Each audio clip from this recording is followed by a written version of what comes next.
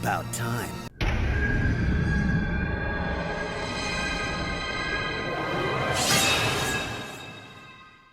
Hey guys, VolcanoTheBat here, aka Gerald. So at long last, we've finally reached it. Sonic 3, the movie. Zero! Not gonna lie, I've been anticipating this installment since the very first one. Of course, I wasn't counting on Knuckles being introduced in Sonic 2, but I am still glad that happened. And I think a big part of that had to do with the post-credit scene of the first Sonic movie. That made it clear that, like Sonic 2, it was going to at the least bring Tails on board to the team, and they were going to go on their own adventures with Tails tagging along. It was because of this to why it became pretty clear that they were going to follow the Sonic 1, Sonic 2, and Sonic 3 and Knuckles formula, where 2 would introduce Tails, 3 would introduce Knuckles, and if we were lucky, we would get Metal Sonic and Amy in either Sonic 2 and or 3. But then when the teaser trailer dropped for Sonic 2, it became pretty clear that they were going to at least change the formula a little bit, having Knuckles a little bit earlier, which is cool because it left room for there to be elements of either Adventure 1 or Adventure 2, whether that was in the form of Chaos, Tikal, or Shadow, Gerald, and Maria, or mixed story of the two in the third movie. The post-credit scene of Sonic 2 made it very clear what was in their plans. Because of all of this, it made me all the more curious as to what they were going to do with the Knuckles show, because that was announced pretty much a couple months before Sonic 2 dropped. And all I'll say is that there is a reason I haven't reviewed that and pretty much never will. In my opinion, I think it had a lot of potential to explore worlds that we haven't seen before in live action, either showing Knuckles going back to where he was before he arrived in Sonic 2. Maybe there could have been a scenario where the Master Emerald was stolen, or the shards of it scattered across worlds that he had to travel to get him back, or because the Chaos Emeralds in Sonic 2 fuck off screen, perhaps it could have underpowered the Master Emerald, and Knuckles basically has to go on a quest to retrieve the Chaos Emeralds to fuse them back with the Master Emerald to restore it to its full power. I think there was a lot of potential for him to explore other areas that were outside of Earth, and instead we got what we got, and that was what it was. It also created a Knuckles show for Paramount Plus, which did pretty good. You'd like to think that, wouldn't you? Which did pretty good.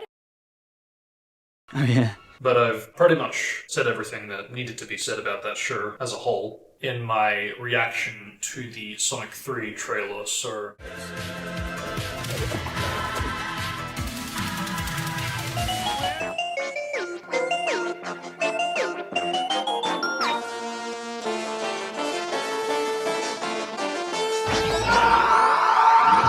Hello, Sonic. Hey there, Knuckles. What's cracking? You tell me. To be honest, I'm not really sure.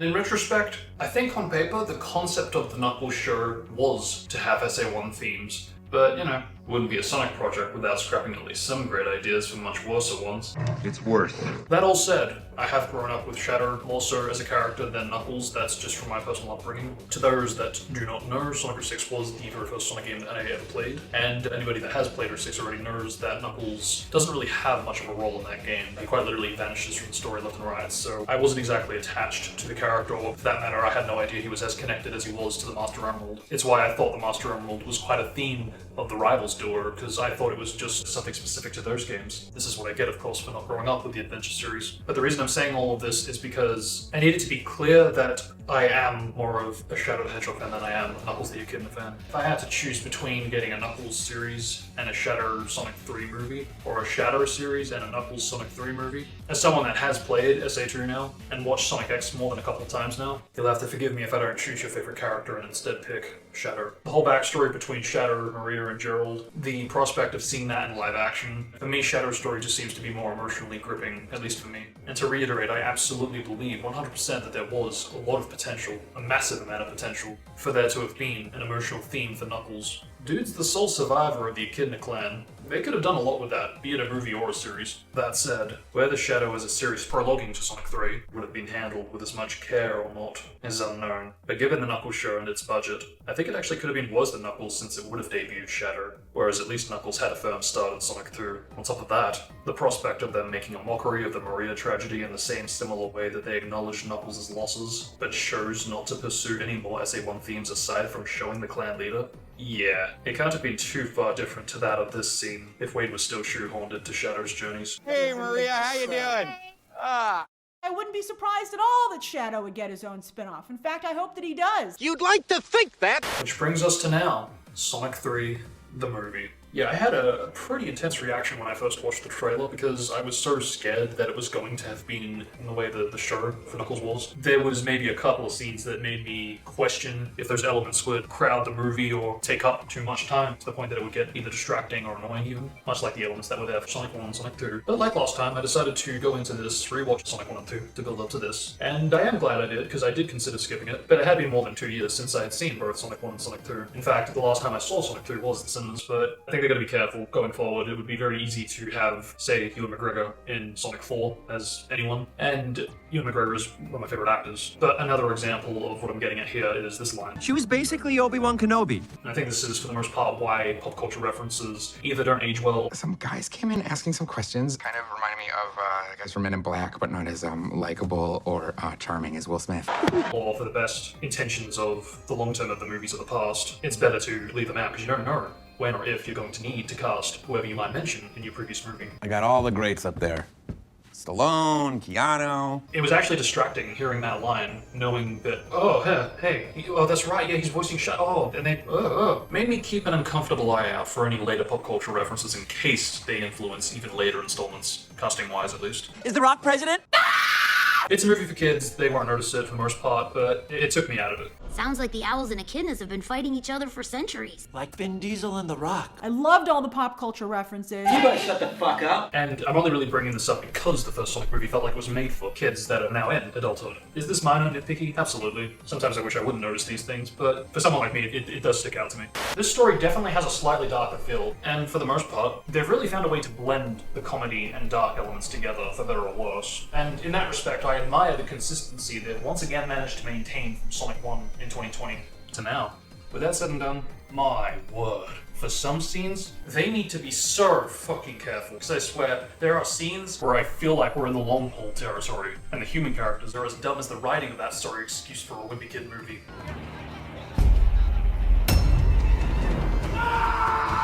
Please don't poop. Side note, am I the only one that found it kind of interesting that Jim Carrey in Sonic 2's press interviews pointed out what you do not do? Striking another human being is wrong. Then in Sonic 3's press interviews, he pointed out what you should do. Or in his words, Because he's, the man that every man aspires to be.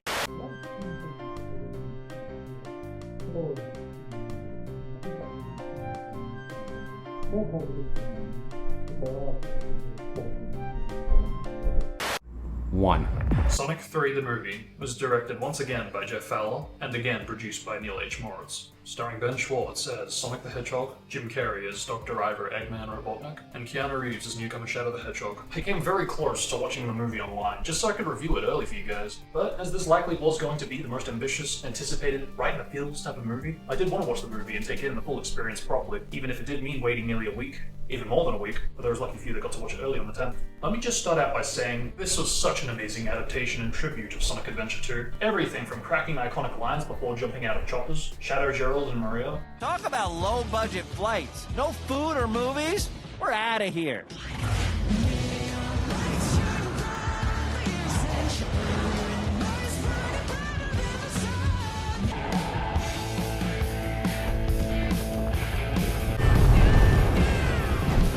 I gravely appreciate that this isn't just another Eggman teams up with another future Sonic sidekick gimmick. It worked for SA2 when it did, since it was the first time it had been done with a new character in the 3D crossover. SA1 felt more like a tribute or homage to Sonic 3 and Knuckles, also much more short-lived as opposed to Shadow being there for the whole game essentially. And with Chaos being a creature that didn't go on to become a member of the gang in later games like Shadow did, it felt more like Chaos was a tool of Eggman's, an instrument of destruction by Eggman's will alone. I think the casting this time around is miles better than the last couple of entries. When I heard O'Shaughnessy as Tails in the post-credits scene, I was like, okay, well, is that like a one-off because it was a post-credits scene? But then she came back to do Tails again, and all power to her to have even been given the opportunity that no other voice actor has had thus far. As someone that grew up with Amy Pallant as Tails, I was a little bit more used to that voice for the character. No problem. So really only for that reason, I'm not exactly the biggest fan of O'Shaughnessy as Tails, but that's just me because of my, again, personal upbringing. And also because she does voice both Konohama and Ino from Naruto, as well as Charmy B. If you put all three characters on a weekly routine of watching either shows or playing their games, to me anyway, did stick out that it was the same voice. And to make sure that it's clear, I don't have anything against O'Shaughnessy at all. I just personally prefer her in Naruto. I just think she works better for the games. I just can't help but wonder what the casting would have been like had they got someone else. But this time around they had 2 or 3 new characters that they had to really think of the casting for. I remember a while ago that there were some fan casts for Keanu to be Shatter and even Hayden Christensen as the character. But I just can't really picture the likes of Hayden, you know, playing the ultimate life form, especially after being so known as Anakin, as the Padawan, to Master Obi-Wan. Wait! Why are you doing this to me? I never hurt you. Why? Why did you do that? Why not? What did you do to me?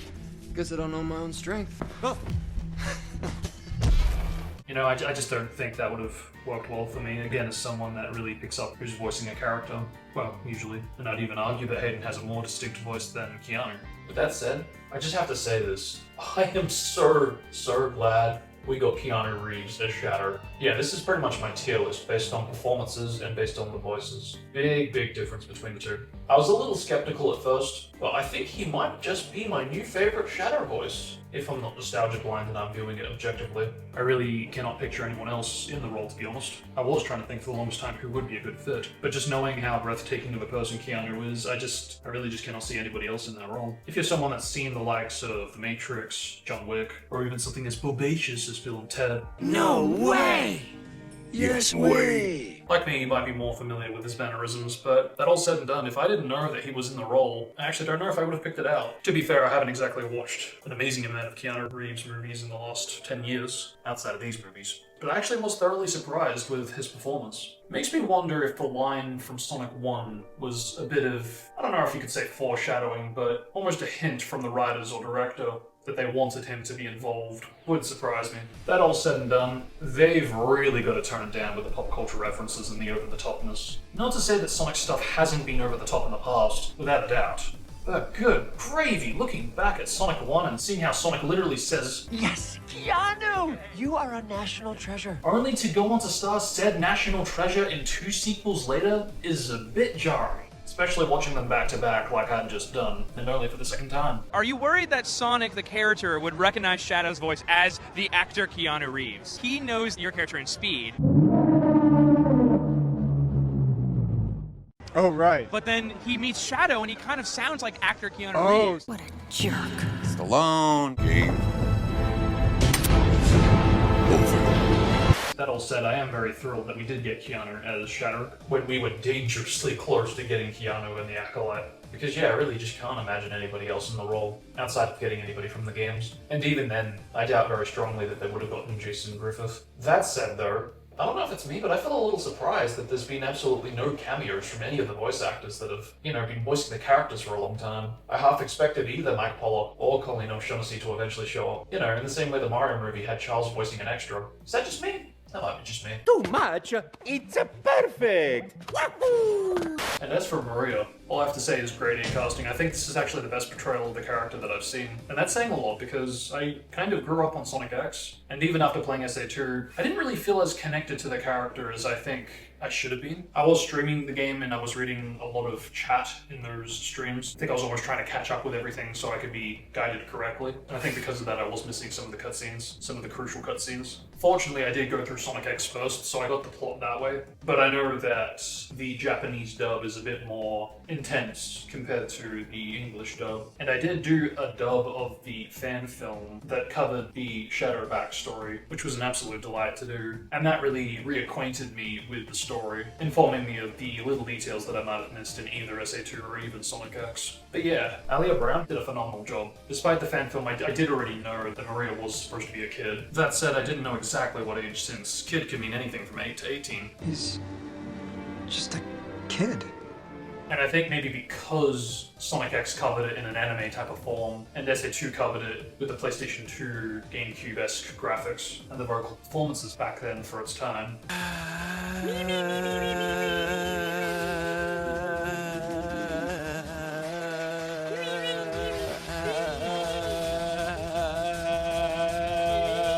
made it difficult to feel engrossed in the story, which is why it's surprising for me to now say, for the first time ever, I actually feel like I was able to really digest this story properly. Like, this is a very dark story, and they adapted it really well. And while not perfect, I really do feel like it sells the theme well. If there's one thing that a third movie often has in common with other franchises for its third installment, sometimes it can very easily have clashing themes. I think a good example is The Dark Knight Rises. Bane goes on about not trusting. Batman is essentially taught to not trust anyone after Catwoman's betrayal. Just a little further.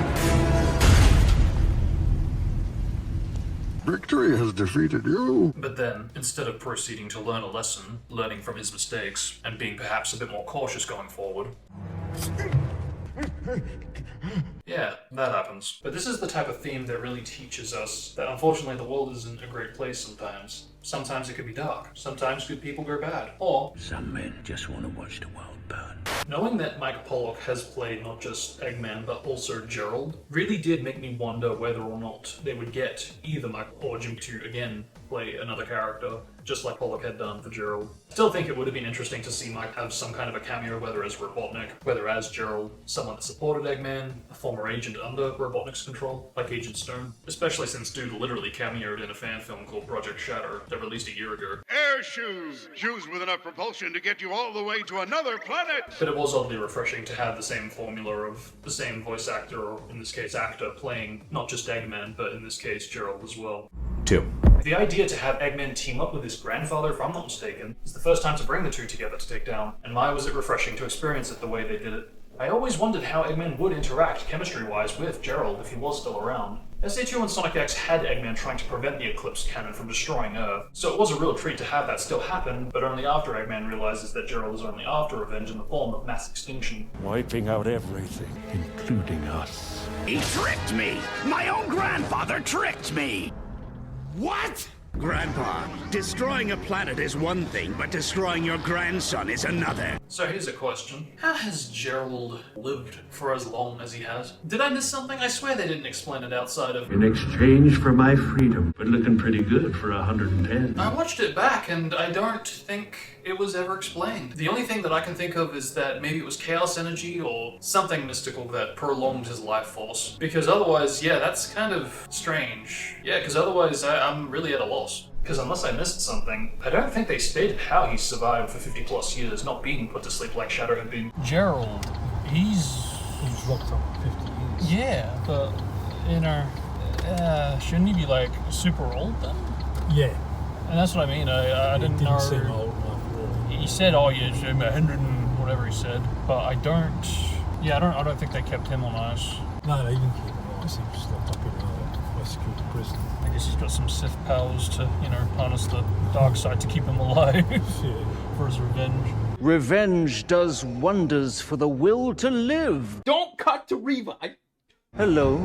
Hello. This. I knew they'd tweaked the shadow design from Sonic 2 to now, since even though there was no notable comments made on the Tails design back in the post-credits scene of Sonic 1, they still tweaked it for Sonic 2, and given this time Shadow looked like Sonic with Shadow skin on the model, yeah, I was 100% expecting a design tweak here too, and boy, the results did not disappoint. I think we should bear this in mind for Amy's design too, and potentially Metal as well. Low-key, I'm kinda hoping we get to see the classic Amy look, more so than the Sakura look. All the same, even though I'd love to see it, I am not expecting it. The action scene with the bike was fucking awesome. I wish we got more of this. I would have been kind of fine with this if this type of action scene was for the climax instead of a super battle, more on Super V Super later. It was surprisingly satisfying to see Shadow use a motorbike while holding a gun. The choreography for the action sequence hadn't made me feel that way since Incredibles 2, with its motorbike action sequence, which I think is saying a lot since that had a lot more flexible freedom compared to Sonic 3's bike. 1.21 gigawatts. Gigawatts. Shut up! This is a Chow Garden. Are you Detective Pikachu? Yes, he is. Shut up! He does look like a Pokemon. Pika Pika. Loved all the pop culture references. Shut up! The way they handled Chow Gardens in the real world, being in Tokyo, the look and gimmick of it all was super fitting. I always wondered when or if the Chow or Chow Garden would factor into this world's logic, and through this, it somewhat concludes that we'll likely not see cream and cheese in live action. They could easily write them in and claim that Tokyo Chow Gardens originated from Tokyo legends that had history with the Chow, or something to excuse Cheese's presence if they ever take that route. But enough of that, let's get to the meat. They needed to cover at least some darker elements, knowing they would be covering the Maria backstory. I actually was a little bummed out to see Commander Walters go, not just because we later find out that he was there urging the other men to hold their fire because of Maria and Shadow, but just in general, knowing that he could have added more to the story, or even later stories with GUN history, as it does happen to be a retcon to its origins from Sonic 2. After the events in San Francisco, a global task force was created. That day, Guardian Units of Nations was born. Seriously? Gun, yeah. You jumped out of a gun helicopter. Here's a question. So, why does Walters have the key on him when Gerald is conveniently revealing himself through Ivar's drones in search for that very thing? Who knows? And I guess in regards to Agent Stone, they weren't afraid to put him on a bike, and they weren't afraid to make him all, ooh, who's behind the helmet? My initial thoughts was that it was either going to be Jessica 2.0's, Gerald through some strange age-altering tech that would allow him to move more youthfully, and in the end it looks like they didn't answer the age question for how he's lived for this long, so And what I was leaning more in the direction of was Agent Stone. Although I wasn't expecting it when we first saw him. It was only after the Commander's death where I was like, hang on, no, I don't think it could be Jessica Jones if she's supposed to be involved, unless she's a traitor. It was for that reason I was starting to realize, hang on a minute. Agent Stone really risked his life in the last movie to just be with Robotnik. Could it be? And oh, sure enough, it's him. 3. I was curious how they were going to find the time to include such an extensive backstory of Shadows into such a short amount of time. I almost thought they were going to pull a TLJ with the 50-year-ago incident, showing multiple perspectives from Commander Walters, Gerald, and finally Shadow. But fortunately, without beating around the bush, we pretty much get the gist of it in a couple or so flashbacks. I don't know if it was just me, but when they were experimenting on Shadow before Maria met him, I don't know if it was just a Blur Studio thing or a coincidence, but I felt that the room they were in when they ran tests on Shadow was eerily similar to 06's 10-year-ago accident. Even the center energy core looked eerily similar to the endless portion to the Solaris project from that one past cutscene. I know Sonic's team technically pre-rendered that over other cutscenes Blur did, but I don't know, I just couldn't help but feel like it might have inspired it. I love that it turns into a semi-horror with Shadow singling out Team Sonic. Really showed that this guy means business and isn't like any of the previous adversaries Sonic's gone up against. I've noticed in recent games that it's easy for Knuckles and Shadow to come off as the same character in what they're given to say. You've got this, Sonic. Come on, Sonic! Smack him! You will be avenged. Vengeance. I want revenge. Take away the Master Emerald from Knuckles, take away Maria from Shadow, which they already do in every Sonic game post Shadow the Hedgehog. You basically get an edgy character that hasn't much time for the rest of the game when they come into contact. I'm not going any further. I don't have time for this. See ya. You're not gonna leave me alone down here, are you? Do what you want. That's your business.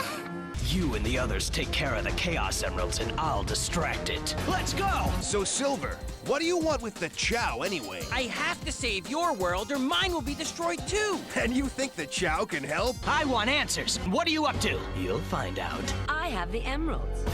I'm busy right now. Can't we take a break? You take one if you want, but I'm not stopping. Hand that girl over now. I don't want to fight you, Tails, but I will if I have to. Why are you after her anyway? I'm not going to tell you. Now move aside, or you'll be sorry. So, it was nice to see Shadow be given a borderline horror element to really differentiate between him and the previous animal antagonist, and hopefully antagonists down the line. Gerald took me a little bit more time to get used to, curiously, though I think that's mainly because his very first few lines that happened with him off-screen just made me feel like I was listening to Carrie doing a Simpson impression. Like the corners of my mind, misty watercolor memories.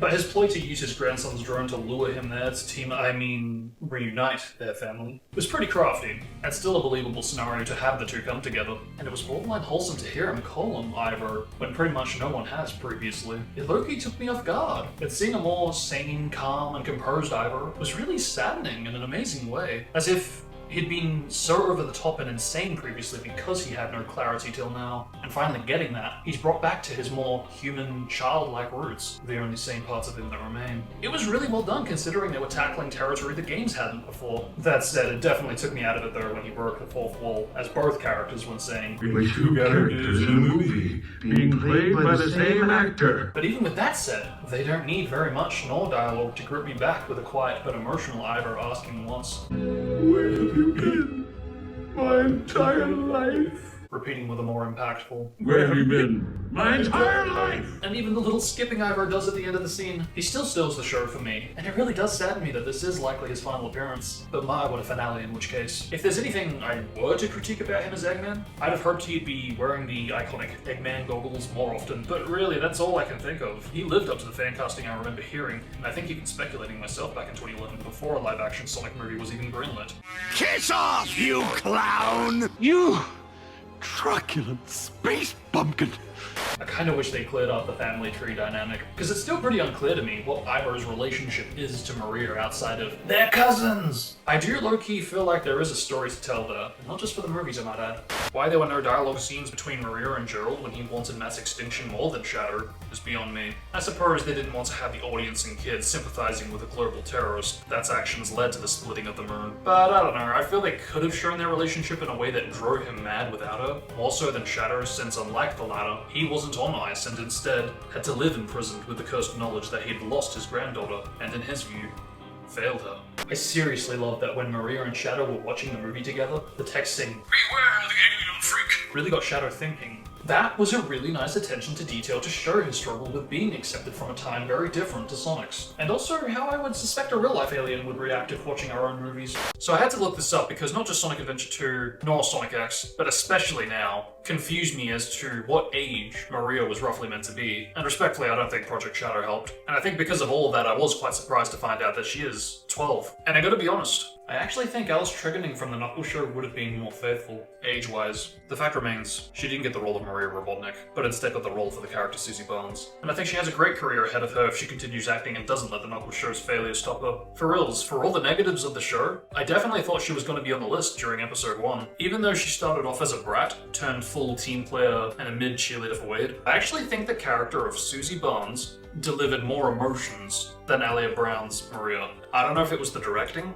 or the lack of emotional scenes, including Maria. But when she started to warm up to Wade at the end, in some ways she kind of went through a mini character arc, and through it I do think she showed some pretty versatile acting for someone at her age. Again, it probably does come down to the directing, as well as the fact that, like I said, there really is no major emotional scenes with Maria in this movie. I don't know, what do you guys think? Do you think she could have made a great Maria? Because yeah, if we're going off of the age faithfully, I low-key feel like this was a bit of a missed opportunity. And like I said, I hope for her sake she doesn't let the failure of the Knuckles show stray her from pursuing acting. But despite my what-ifs, even though this Maria is slightly older, like I said before, Alia Brown did a great job. I really loved the detail where Maria basically pointed out that looking into the vast stars, we're essentially seeing light from millions and millions of years ago. And it takes that long to reach us now, so what we're seeing is essentially already happened, and it's over. And if we were there, there's probably nothing there. That is a true fact, and I actually really like that they weren't afraid to be scientific. Gerald is essentially a scientist, a doctor. So it stands to reason that Maria would know these facts. But more than that, it's the fact that they did use actual scientific facts in this, when they could have easily just made up some BS claims, or something over the top, E equals MC squared, all that type of thing. And I'm glad they didn't. This actually felt consistent and believable. We might not have gotten the iconic sayonara line. Sayonara. And I for sure would have loved for a little more bonding scenes between her and Shadow, preferably including Gerald, to show where the latter started off from.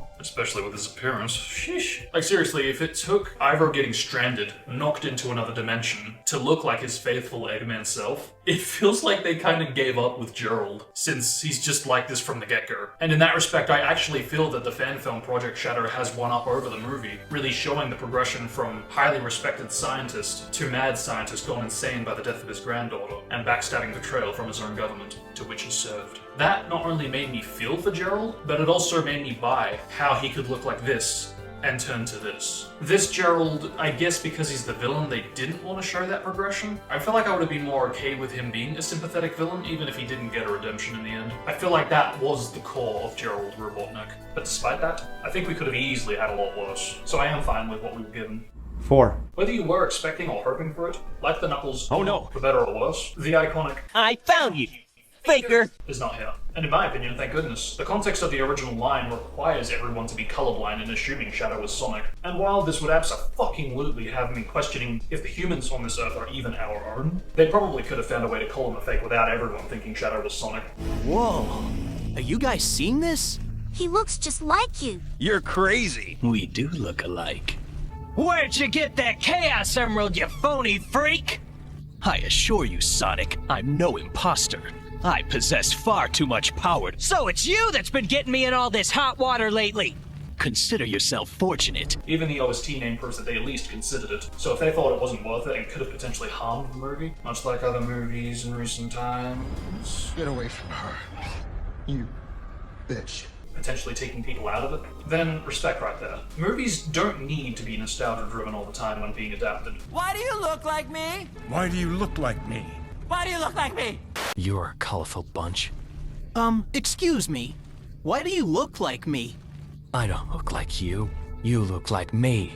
Why do you look like me, you fake? Hey, you know what? I'll ask the questions here, you faker. This is a waste of time. For the Ivo and Gerald VR bonding scene, it was priceless, simply put. I had wondered how they were going to cover those scenes, especially the Christmas ones. Initially, I would have said Ivo was a dead man, so they wouldn't be looking for him. But at that point in the story, he's as good as alive to GUN, so it didn't really matter what I thought. But I was certainly nervous that we're going to be both roaming free, like everything leading to this moment was nothing. But it certainly was a refreshing twist that they were patching up on their time apart through VR means. I wonder if this is hinting to a VR Sonic game. Irrespective, I do wonder how long it will be before we get a fully dedicated Sonic VR game. Because I remember there were talks about it when Forces was the next new Sonic thing. Around this point, Donut Lord pulls out a ventriloquist dummy, and I'm going to cover this now because things I didn't cover in Sonic 1 came back to haunt me in Sonic 2, and Sonic 2 things I didn't cover came back to haunt me now, which is why I might be tackling this a little more harshly than the last times. But again, careful. Cute for a single scene, but gets old after overstepping its welcome. It happened with Rachel, it happened with... And it's starting to happen with Donut Lord and Maddie. So please, please be mindful with how annoying you make the human characters. Because you're low-key making me root for the mad scientist that's trying to exterminate the incompetence that is the humans of this world. Look, I've always had a problem with the humans in this universe, but it was very spread out for the most part. And I don't know, maybe after the Knuckles show I'm more colorblind to spot only the red flags? Because the people in this universe feel way less intellectual from the days when Donut Lord snuffed out Robotnik when he was trying to sleaze his snooping way into his house in search of Sonic. That all said, I can't believe I'm gonna say this, but can we give Donut Lord and Maddie a kid? Sonic soon needs to outgrow them so he can spread his footprints in other continent and lands. And I feel, till they have a kid, he's going to continue to feel handicapped to their family. Sonic has always been one to travel and never settle down. I guess I've seen every place there is to see on this planet. Once you defeat Eggman, you'll leave, won't you? Hey, Sonic! We're going to Silver Valley. Come along and we'll have a picnic there. I've been there before.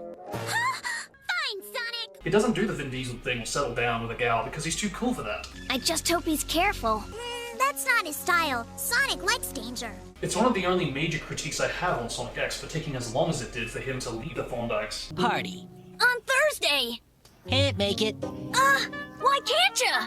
I promised Helen we'd hang out. You mean the girl in my class? Yeah, that's the one. She's a friend of mine. I didn't know that. I don't have to tell you everything, do I? Side note, maybe it's me, but I think it'd be a sick homage if they named their child Chris, or have the Thorndikes exist in this universe. I know it's not Earth to where Chris and gang belong, but still. Just a thought. Okay, I'm just gonna say it. Sonic used the Master Emerald to go Golden God mode. Anyone who tries to take it away will become a sworn enemy. Okay, sheesh. No need to get all growly on me, buddy.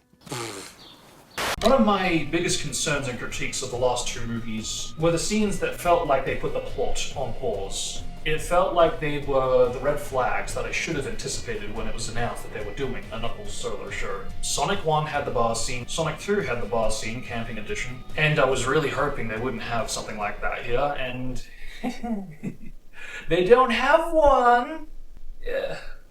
Yeah, no, they don't have a bar scene this time, no. We'll get to the dance-off 2.0 in a bit, no doubt.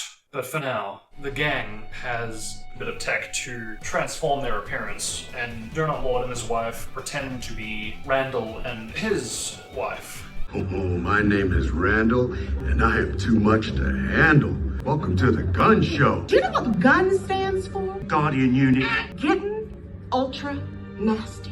I love this game. Alright, he'll do you one better. Gonna unsubscribe now. Yeah. Would you describe me as jacked, juiced, or shredded? Want me to get ultra nasty? Nasty? No. Then go ahead and take those little sad fingers and start tippity-type. We just put this idiot under. Yeah, if it's not clear, I'm also not a fan of these characters either. I know obviously it's just Maddie and Tom trying to impersonate the likes of Rachel and Randall, but still it sucks. I'm sorry, but I'm not here for this. I'm here for Sonic! That's what we need you two for. No, you don't.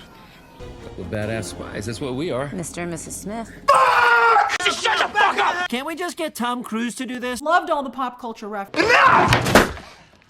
Rewatching Rachel in the first Sonic movie was frustrating more than anything, knowing what she would go on to do in Sonic 2. I think her scenes did its job in the first Sonic movie, and I think for the most part it did serve the story well. It felt realistic enough to happen. Sonic 2 came along and decided to flip the script, giving Maddie and Rachel Tails tech to make G-Wan look like fools. Oh god. Yeah, that's still painful. This universe really just makes G-Wan look like absolute fools. Hacks, tools, compared to the games. And that really does sadden me, because it would really be nice to at least introduce them as a force to be reckoned with. And if not in Sonic 1, with its final scene, when it was apparently created, if not in Sonic 2, where it really should have been, then it really badly needed to be here, especially since they were covering a story from 50 years ago, when everything wasn't as lighthearted and taken a bit more seriously. And look, not to say that it didn't in the past, but to me it did not save it. Mainly because it is attached to the same movie that has these scenes. And now back to La Última Pasión. I have fallen in love with another. Who, Gabriela? Tell me?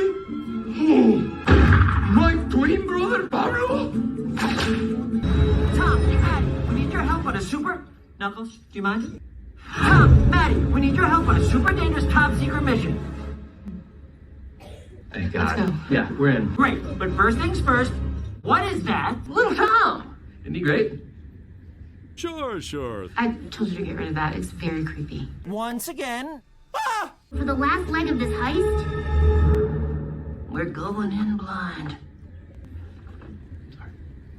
Did it work? Yeah.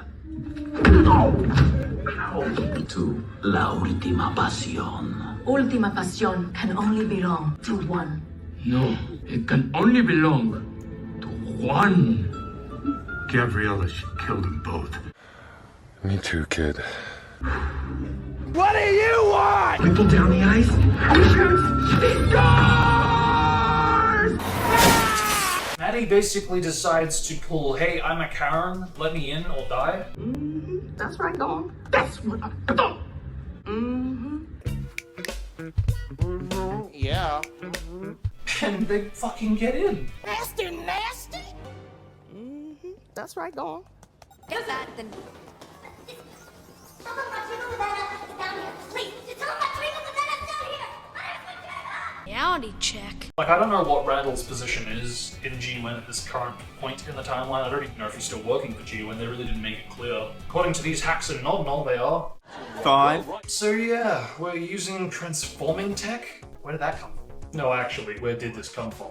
Nobody brings it up, nobody mentions it. It feels like the new Force abilities that the sequel trilogy kept dumping out. Oh, we just have something that just so happens to be convenient to the plot because, you know, we didn't tell you before, but now it exists, you know, accept it, please, please. Screw you if not. And where the fuck did they even get the GUN uniform from? Because I ain't buying the excuse that Tails' gadget tech made it. You know, like what? At this rate, what's next? Ooh, Tails has a magical MacGuffin that allows them to be able to disable Metal Sonic later on. Ooh, Tails happens to have a piece of technology that forces the user to tell the truth. And when on Amy, she reveals her true feelings about Sonic, when they could have proven to Jessica Jones that they can be trusted through the tech. You know, like, it could just keep on going on with this logic. You know, like, since when has Tails ever brought along tech that we're expected to believe he's always had, that hasn't been recently developed, that would have been super convenient to have in the previous story, when he supposedly had it then? On top of that, with this logic, we could have transformed into Walters in Sonic 2 to order the guards to leave, to sneak Sonic and gang out. Instead of Maddie and Rachel's BS scenes one-shotting G-Wen agents with Tails tech for the first time. I did not mean to do that! You see what I mean? We gotta stop with this Tails tech. It's starting to get out of hand. And I get the feeling if nothing changes, it's only gonna get worse. They're already starting to back themselves into a corner, and they've intercepted a plot hole. Not a good position to be in. And like I said, it's only going to get worse if you don't get more competent writers on your team. I can recognize and acknowledge that half of the writers team do genuinely want to honor and tribute the Sonic the Hedgehog franchise, with all of its characters, with its lore, and implement that as best as they can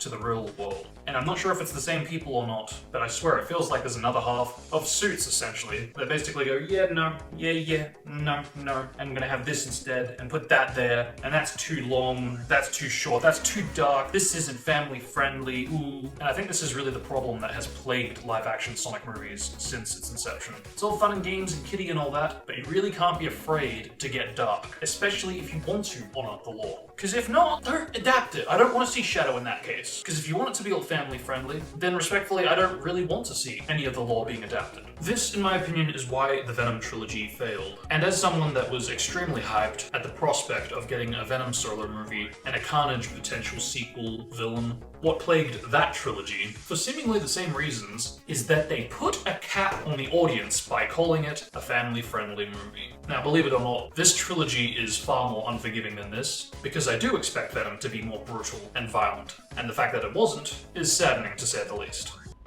Pussy.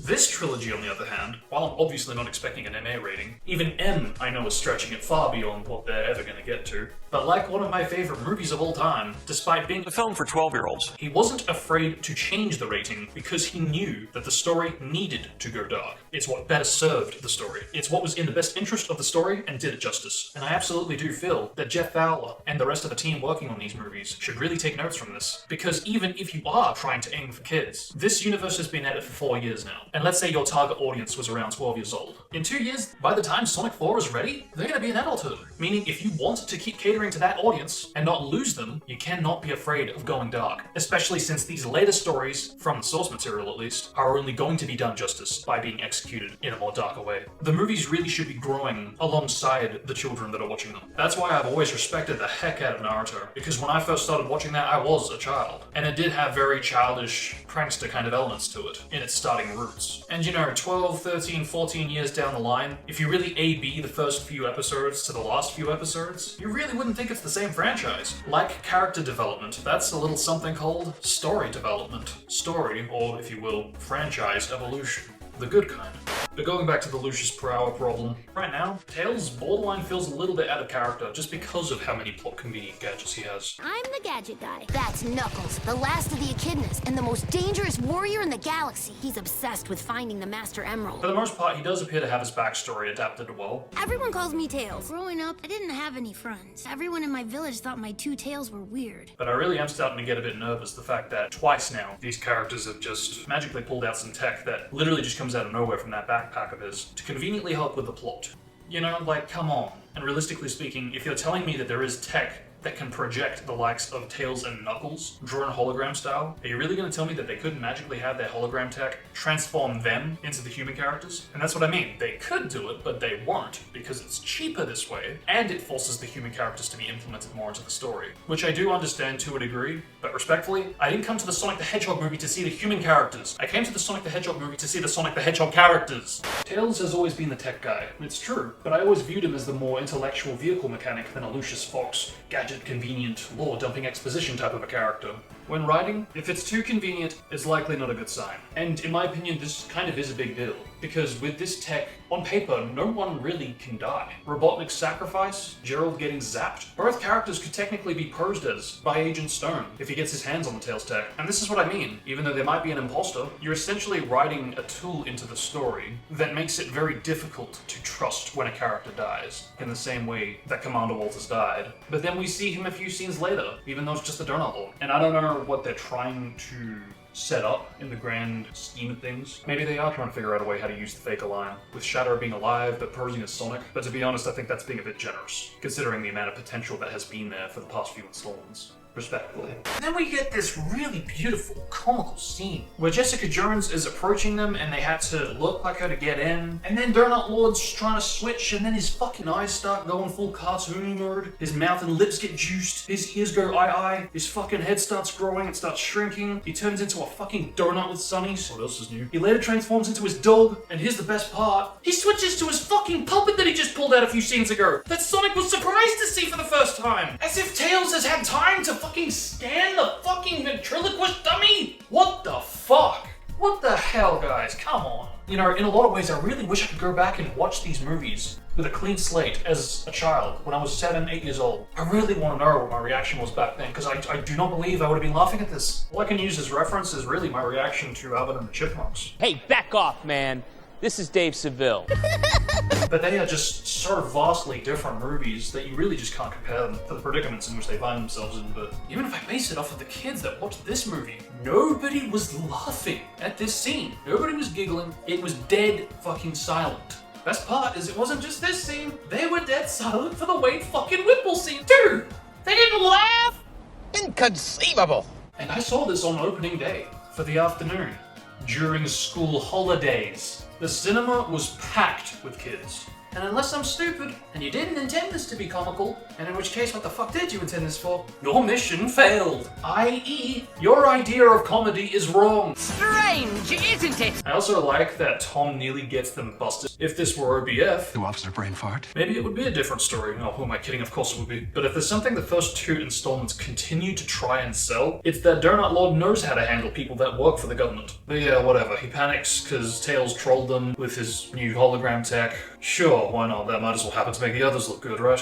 But as if we didn't get enough reoccurring elements, we got another scene of this Spanish movie that scenes just kept on taking me out of it. And it got old very fast. That said, I did just get done watching Aliens in the Attic for the first time recently, and then watching Zorro was maybe still in my subconscious mind when this all happened. And I fucking love the Oscar Zorro, man. Don't get me wrong. I grew up on that shit, man. But I didn't watch either Aliens in the Attic or Sonic the Hedgehog to be interrupted mid-movie because other movies are playing, fictional or not. Believe it or not, I'd prefer fictional movies to be playing if it means being spared of the actual movie pop culture references, but definitely not at the expense of shoving your fictional movie in the audience's faces of this Sonic movie that doesn't elevate the plot. Case in point, Beware the Alien Freak elevated the plot by giving Shadow some character development. The Spanish movie decelerated the plot by putting it on pause for the sake of a couple jokes that I guarantee you could have still told without putting the plot on pause. And if not, behold, this is what we call a deleted scene. Fortunately, it didn't last too long, but when it came back, it just reminded me of the Knuckles show. Like, you have quite the tense reunion. And what's gonna happen? Sorry, we interrupt this movie to bring you a Spanish movie that's relative to this Sonic movie because we wanted this movie to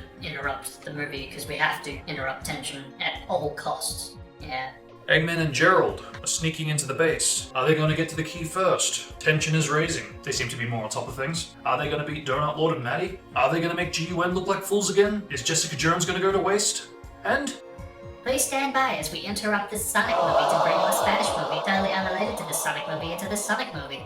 you effectively kill the tension that you have raised. And the screwed up thing to me is that it seems to be a choice. You've done this multiple times in the last two movies, and you're still doing it now! And again, I really feel like this all comes back down to it being capped under family-friendly movie, ha ha ha! And in which case, I hate you.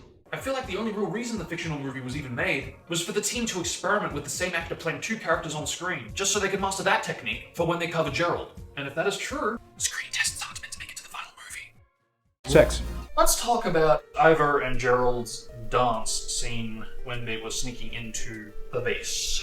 So now we can just dance right through. That sounds like a challenge. No, I don't think so. Let's dance. Anyway, we should probably get moving.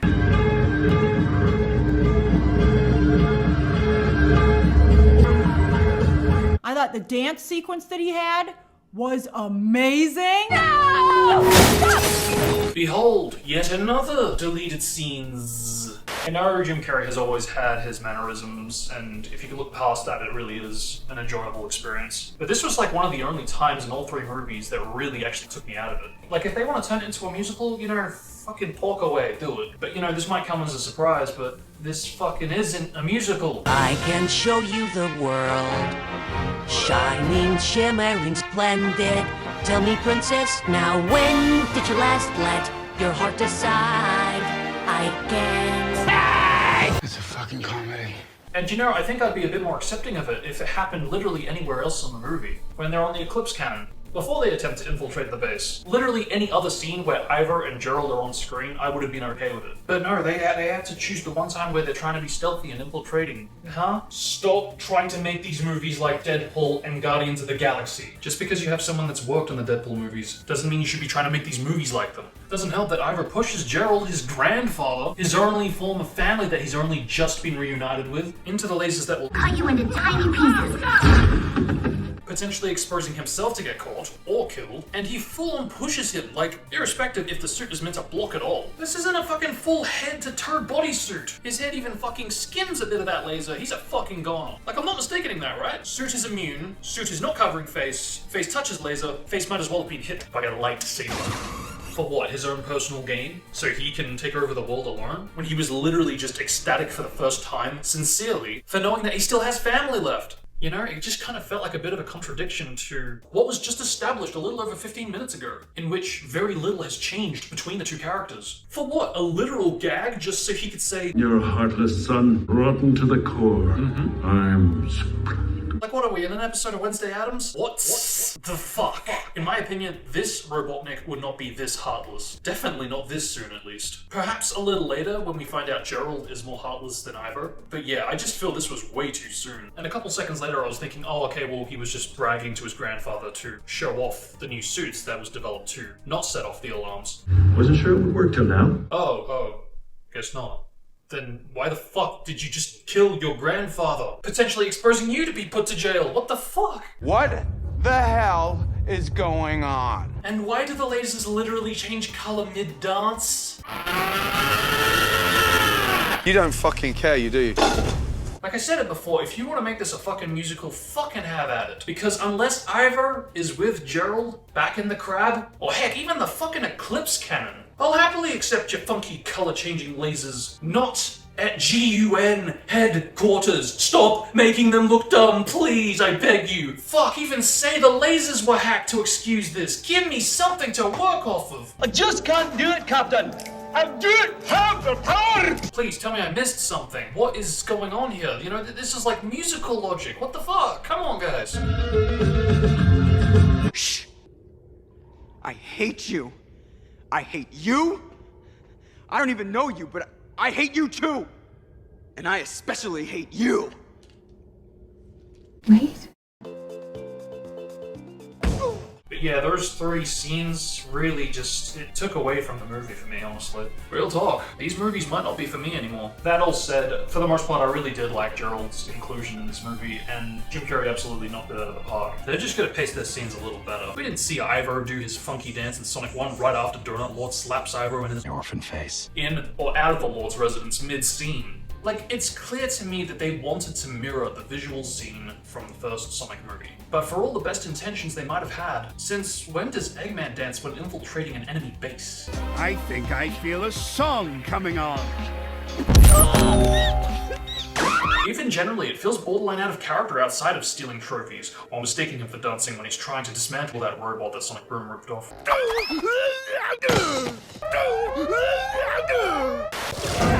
Stop right there, Robo-Scum! Stop right there, criminal scum! Then after everything, they pulled the same thing again, with Donut Lord posing as Commander Walter, and she buys it.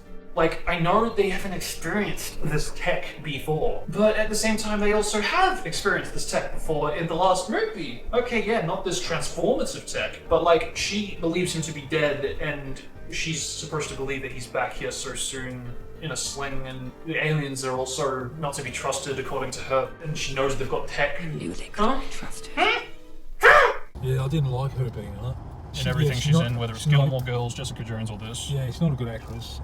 Yeah, I just didn't enjoy her role, her character. I can see what they were trying to go for, and I appreciate that, but yeah, I don't know. They could have maybe done it a little better. Yeah. So wait, hang on. Smart enough to not be colorblind to the fact that Shadow is not Sonic, but dumb enough to keep a launch key on a commander that can't even remember GUN existed 50 years ago, that just wants to retire in an Olive Garden. Dumb enough to give the key to literal kids, to which they don't intend to hide it and probably will camp it out at their rent-free flat, despite Robotnik knowing where they live. Smart enough to know Shadow isn't Sonic, but dumb enough to not question when some suspicious agent couples make a small scene in order to get in when they're not meant to. Dumb enough to not ask for some clearance or identification when a suspicious couple is trying to access the USB vault. dumb enough to forget that Randall with Maddie were trying to access the vault, and now instead have Tom and Maddie brought in when for all they know Randall could still be out there lurking. Better yet, dumb enough to bring the key stealers to the room with the key, what the fuck, why? When they could have easily kicked him out and or turned them over to the cops. Dumb enough to not question how your commander isn't dead, when there absolutely would have been an autopsy confirming the cause of death. Not to mention suspiciously re-emerging on the same day others are trying to steal the key. Smart enough to tell Sonic is blue and not black, but also colorblind enough to have your red lasers go all funky blue.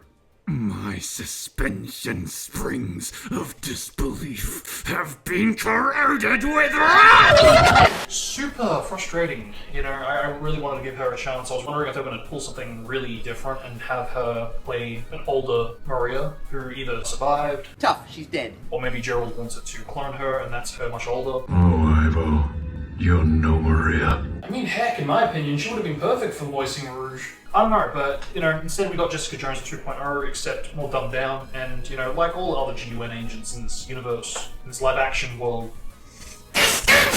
Again, I know I'm going to sound like a broken record here, but I really can't see the potential that was here. I think they could have done a lot of things with these characters, with these actors, with these stories, but they really just... they're going to turn it down with the dumb little kids plot. Kids are stupid. Stop writing for dumb idiot children. They're not idiots. I don't even need to say it. One of the greatest filmmakers of all time has literally said this. They're already wiser than you are. And it doesn't help that, like the Emerald plots, there's no real reason for them to get the key when it's only going to put a target on their backs. Because, like, actually, what happens if you did get the key? Like what, you take it back to the Donut Lord house? Ivo knows where you live. So they'll just go there and boom, fight and destroy Green Hills? Like, what is the plan here? According to Walters, he wanted them to keep it safe. But what the fuck does safe mean to them? Because again, surely not the Donut Lord house. They never specify whether they're going to take it back home or hide it or what, destroy it even. All we can really use for reference is where they decided to relocate the Master Emerald after the events of Sonic 2, seeing as though they were only going to continue to keep forgetting where it was. And well, how did that turn out? We made a promise to each other to keep it hidden. In a location only Knuckles knows. Okay, wait. The parent figures don't even ask what the fuck it is that they're after. They don't even ask why they're infiltrating GUN headquarters on this super dangerous top secret mission. They have no clue that they're after the key within GUN headquarters. And despite this all being one scene, where nothing can be off-screen, This plan would work a heck of a lot better if Sonic used the Master Emerald to go Golden God mode to get the key. Did you catch that? To get the key. That was a little something called ADR. So yeah, again, like the Emerald plots, this really did kind of just feel like, no, we gotta get to it first so we can get caught, but still be intertwined in the action when they get to it and everybody else gets to it. Yeah, that's kind of getting old, low-key. Woohoo. Stop it! Not gonna lie, it was super frustrating seeing Donut Lord switch back from Walters to himself to report he got the key, but then switched back to Walters because they need to have Shadow see Tom as Walters. It was only made worse when he was all, no, wait, no. No, wait.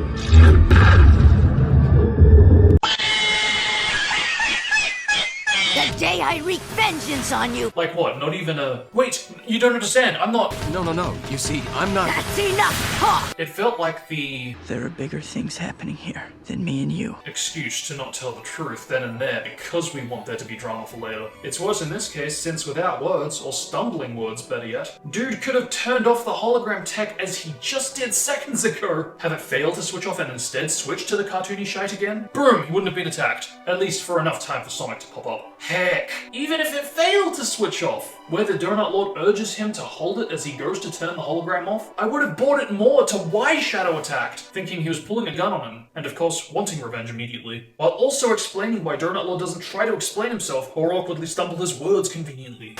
When Shadow slugged Tom as Commander Walters, as tension raising as the stakes were trying to reach, I knew pretty much immediately that they wouldn't kill the Donut Lord. These movies are just too PG for it, and I really wouldn't be surprised if Jeff Fowler or any of the other producers of the movies, like the Stranger Things team, have become somewhat attached to either the actors working on these projects, the characters they're portraying, or both, so much so that they really just don't want to kill them off or write them out, which I think is just another make of that what you will moment. Although I did really like this reaction once Sonic realized what had happened, where Shadow kind of questioned his choices and decisions, and it did kind of echo the previous movie with Knuckles when he was questioning his choices, trusting the Doctor and the side he was on ultimately.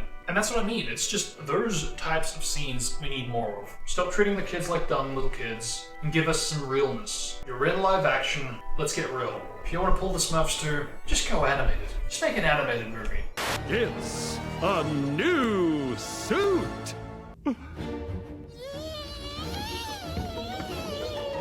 But the final scene that kind of took me a little bit out of it was Wade fucking Whipple having the Master Emerald, the source of unlimited power. Now, I gotta get this off my chest. Why is Wade fucking Whipple taking over every Sonic project? Even for Sonic 1 and 2, his character has just absolutely disappointed me throughout every installment. Some guys came in asking some questions, a little creepy. Kind of reminded me of the guys from Men in Black, but not as charming as Will Smith. Oops. I loved all the pop culture references. Hey, Bob. Hey, Maria. How you doing? Working on my moves. Just keeping it green. No need to burn the fuel. Speaking of fuel. Oh, what's wrong with that guy? Now spread your fingers. Now wiggle them. Wiggle your digits. Yes. Like you just finished a big musical number. Just shut up. I knew it. Just like the Stay Puft Marshmallow Man. Shut up. Knock, knock. The name's Knuckles, wise guy. Knuckles Cage. F-U-C-K-Y-L-U! Ha! Watch it. This is my battleground. I don't care. I don't care. That's not my responsibility, man. I'm beginning to understand your interest in this game. I'm beginning to understand your interest in this game. It is nothing an apprentice like you cannot achieve in due time. You think I could do that? Listen, I know you may be slightly stupid. I got it, rules are rules. If he's grounded, don't let me get in the way of disciplining him. It worked! You again. This That's right. time, there will be no more interruptions. What's that beeping? That can't I be think good. you mean the Wonder what evil's that trigger is. must die. No? Are you really gonna interrupt any form of tension here? Oh my God. Fuck you! One thing I have learned in pledging my life to this quest is that I have been betrayed. Again, and again, and again, and again. Wow. Sorry that happened to you. No, you're not. I'm strong enough to know that I would never betray a friend. He scores! And again. He fucking suffered because of you! You shut up! You know who he reminds me of? He reminds me of TJ Miller from Deadpool and Yogi Bear. More so the former. And don't forget, Tim Miller was the director of Deadpool. Probably reminded that Drew just worked on every Sonic movie thus far. It's like Tim Miller was like, Yeah, TJ Miller is like my name in the Actors Guild, but he's kind of getting canceled right now. So Adam, I'm holding you, as a comedian, responsible to emulate him like your life depends on it. Don't check under the table, I promise there's nothing there. But you will be me, I mean TJ in this universe, and you will perform the Marvel humor he did, and interrupt every conceivable aspect of the movies and shows that have even a shred of emotional depth or character development. Do you understand me? Yes, sorry, I get it. A Marvel humorify these movies, even though they probably should be a separate genre. Do you understand? If you pull this off, I will personally see to it that you are in every installment going forward. You have my name. I mean, you have my word. If we pull this off, we'll finally get James Gunn's attention. And if he takes over after the trilogy contract expires, he'll make sure to pump out as many sequels with his shorter win formula that he's been doing since Retro that surely will never get old across every genre until it does. If there's one thing that we can learn from him that we can whisper to Jeff, it's that these movies need pop culture references up the ass to remind everyone of the wonderfully pathetic world we live in. Now go and make cinema possible! Yes, sir! middle school, the worst years of my life proved that Adam Pally is a capable actor. He's actually really cool in that movie. I'm gonna roundhouse you in the face. Do it. Do what? Roundhouse him. Roundhouse him in the face. Because I don't think you can. I don't think it's physically possible to get your leg that high from where you're standing.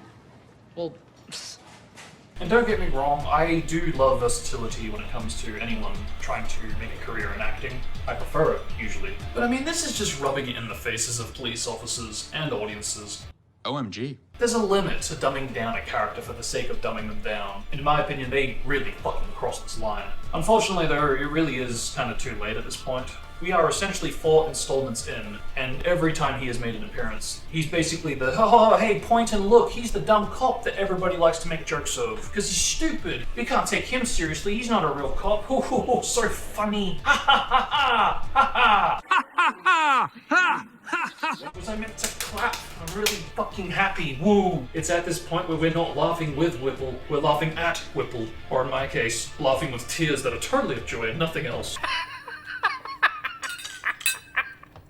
It is to the point that he is beyond repair, so much so that I am going to say, can we just get rid of this character, please? Because I'm personally done. I don't want to see him in Sonic 4, I don't want to see him again, full stop. Officer Brainfart literally got more screen time than Sonic and Donut Lord. I feel like I'm stupid for saying this, but do I really have to have it reminded that this is a Sonic project? This is a Knuckles show that's part of a Sonic universe? This is a Sonic movie? This is a painfully trying to grow Sonic cinematic universe? Just because it's cheaper to use humans doesn't mean you have to focus on dumbing them down. Focus on G-Wen. Show their struggle with feeling belittled and overpowered by the likes of anthropomorphic animal aliens. I want to see their struggle. I want to see their frustration. I want to see them feel pathetic when they report to the president, knowing that they are no longer the ones in charge. They are no longer the ones with the power. And in the similar way that Suicide Squad said this, who would have stopped him? Have something like that where they are threatened by them, fuming, pissed, raging to get back at them, to make them look bad, to make themselves look good. I want to see their struggles. What if Super Sonic or Super Shatter had decided to fly down, rip off the roof of the White House and grab the President of the United States right out of the Oval Office?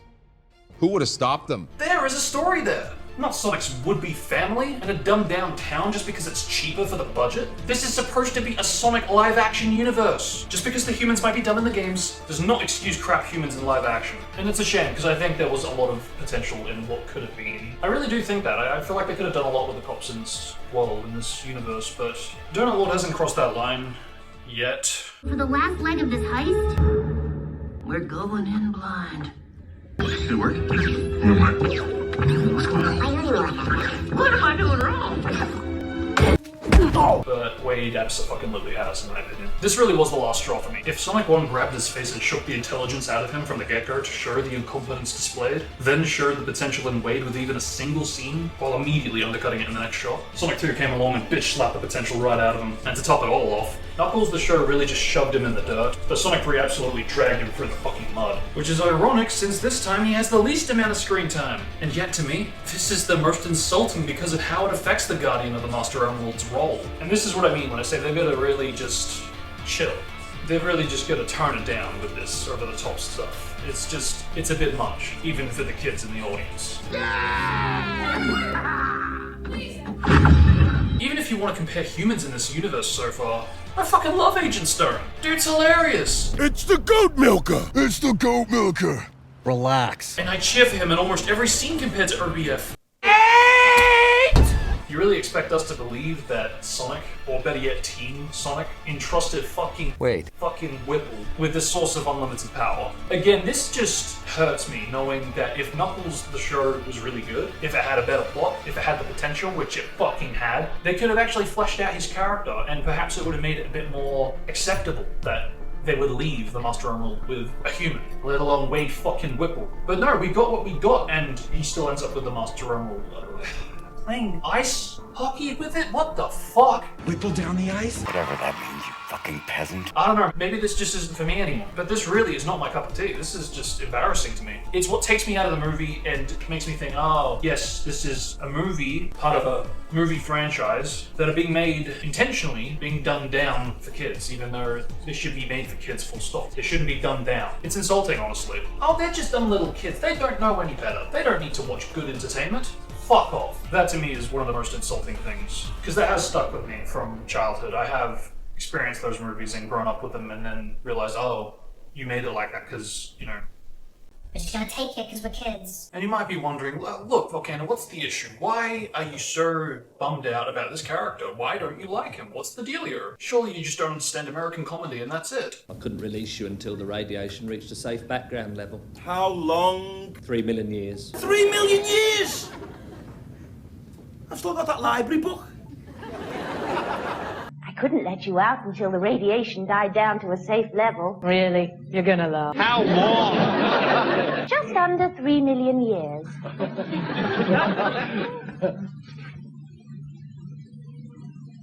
My baseball cards must be worth a fortune. And yeah, sure, that could absolutely be a factor. But if you're a Sonic fan that knows a bit of the lore, and I know it might come off like I'm a bit of a comic book nerd, but The Master Emerald rightfully, faithfully belongs on Angel Island!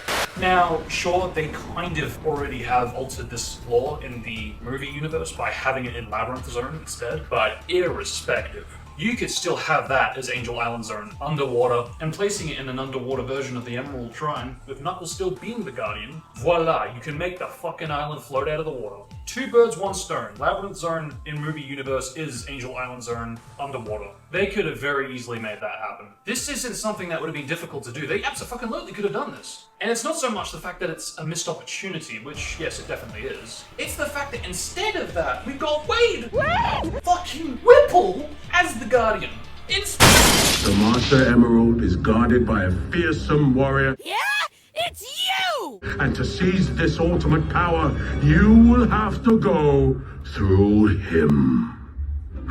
You again? Why I oughta! He's robbing both Knuckles' Labyrinth Zone holding the Master Emerald, which has the potential to be Angel Island underwater. He's essentially robbing us of 2 key Sonic elements, potentially 3, in this universe. Just for what? A fucking gag?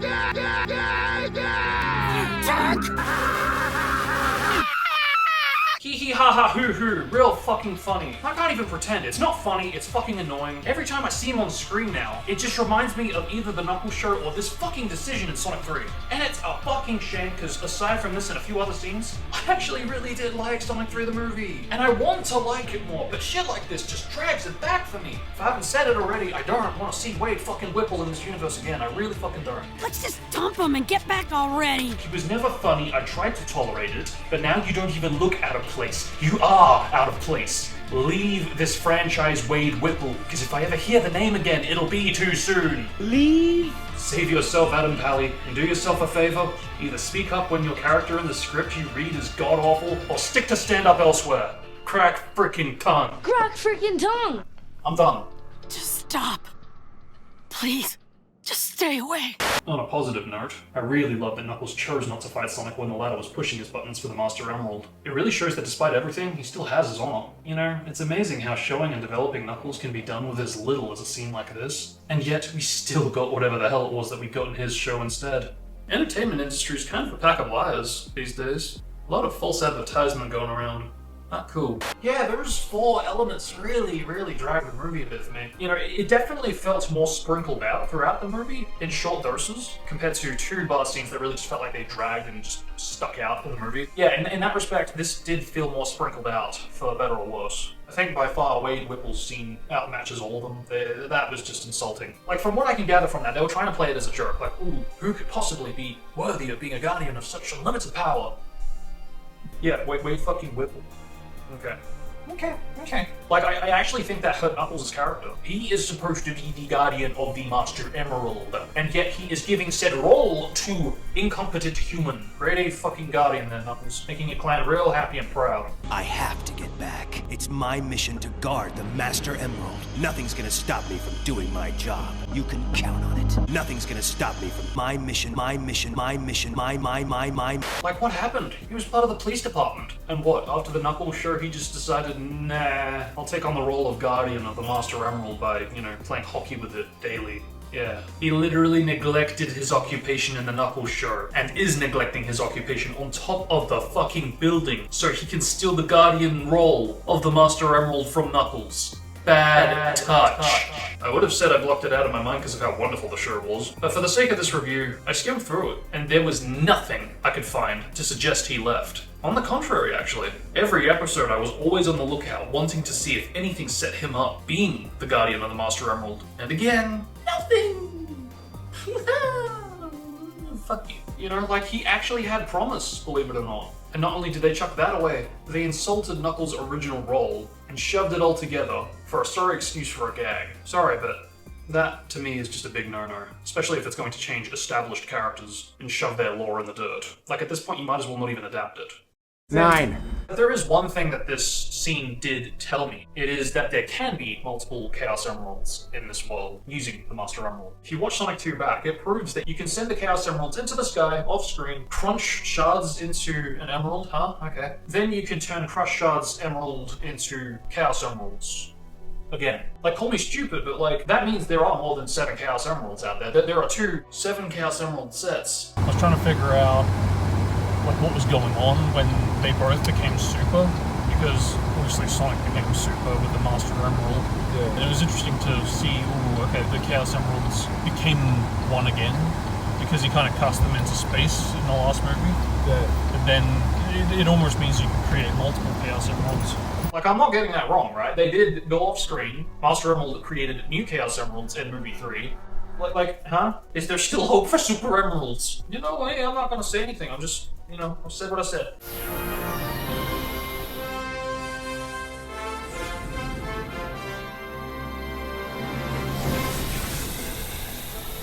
Wait a sec. I don't want to have to do this, but I have no choice.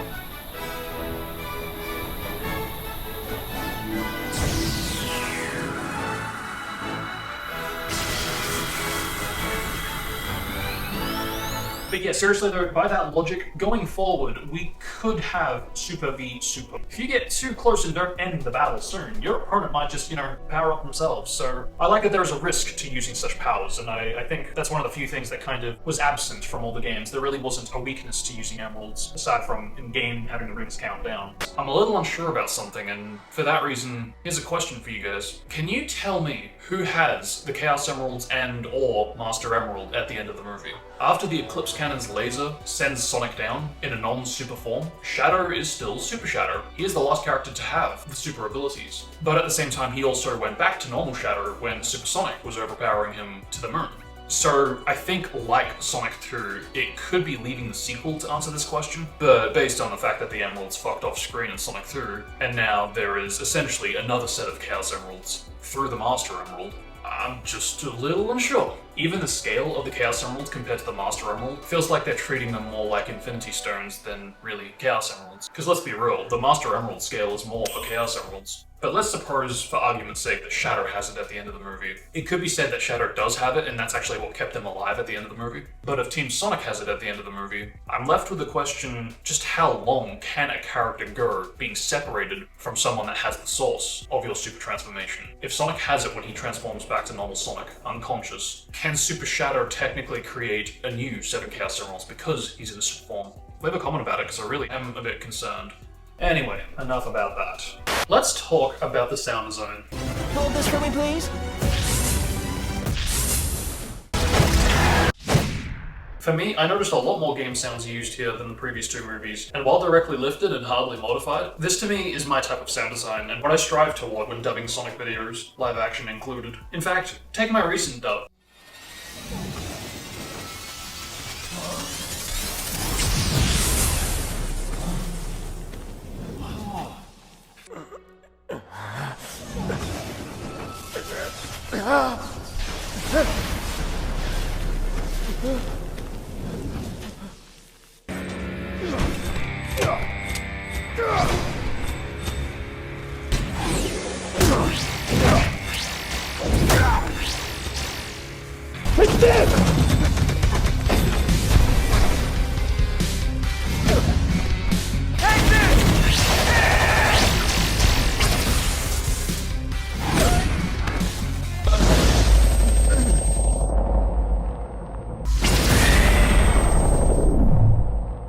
Yes, it is the game's sound effect, but in my opinion it does actually enhance it and make it sound just a little bit more epic. And as an 06 fan, my eyes snapped wide open when I heard the 06 pause sound effect.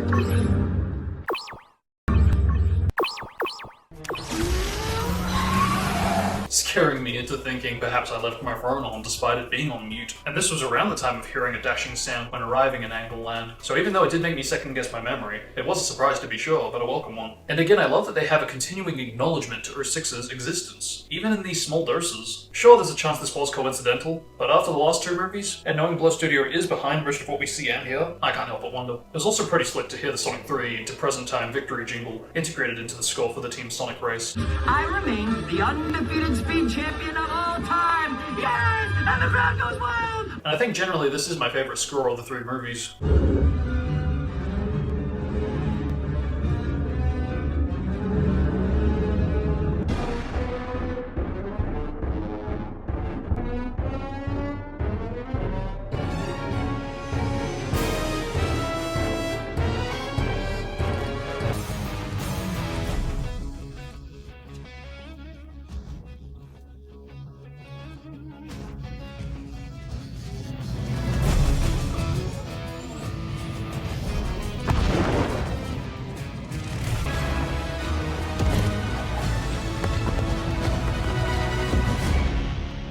I don't know if it's in my place to say this, but it's about damn time we got a Crush 40 song in a Sonic movie. I was going to mention this last time in the last review, but I am low-key getting a bit sick of the pop songs. Queen? The credits music for Sonic 1 and 2.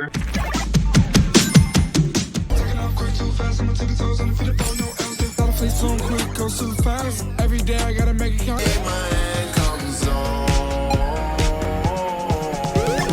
Gangsta's Paradise.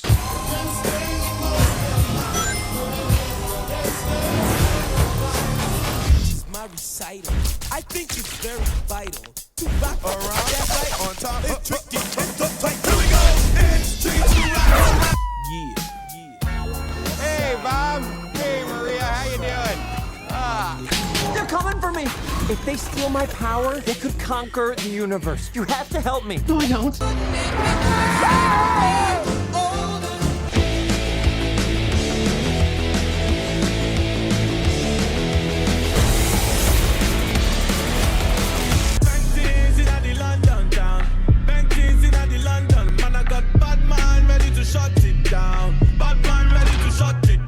And I know some of these are trailer tracks, but in my opinion, the way they've directed the trailers, it does give me, at least, a bit of insight to how these Sonic projects are being directed, to what the mindset is behind the people editing this.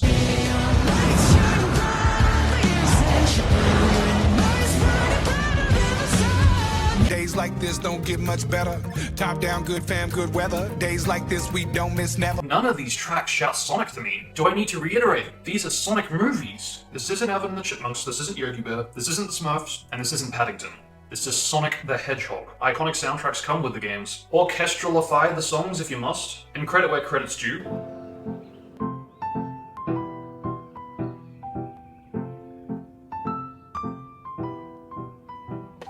I really dig the piano solo at Green Hills. I actually really like it. We don't have nearly enough of those kinds of tracks in the movies, and obviously a big portion of that is because we're not actually going to these zones in the movies. But there I guess lies my next problem. By being restricted and capped to our real world, you are already making it more difficult for Sonic to go to Sonic stages. Not to say that it can't be done, because in a lot of ways it has already been done, Sonic 2 being a really good example. And yet if I try to recall the melodies, or just in general the score for those scenes in those discount Sonic stages in the movie, nothing comes to mind. There's no Ice Cap remix that I can think of. There's no Labyrinth Zone remix. I was really bummed out that there was no Drowning Jingle tribute. Even Sonic X had a variation of the Drowning Jingle.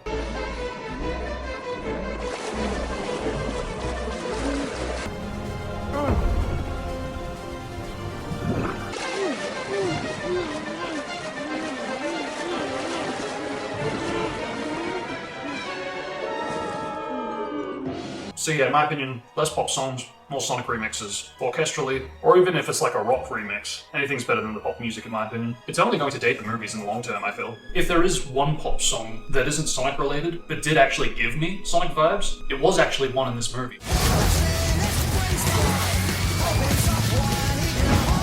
And I could swear that I have gone on stream in the past and compared these two tracks before, but I think this is why I'm more accepting of this compared to the others.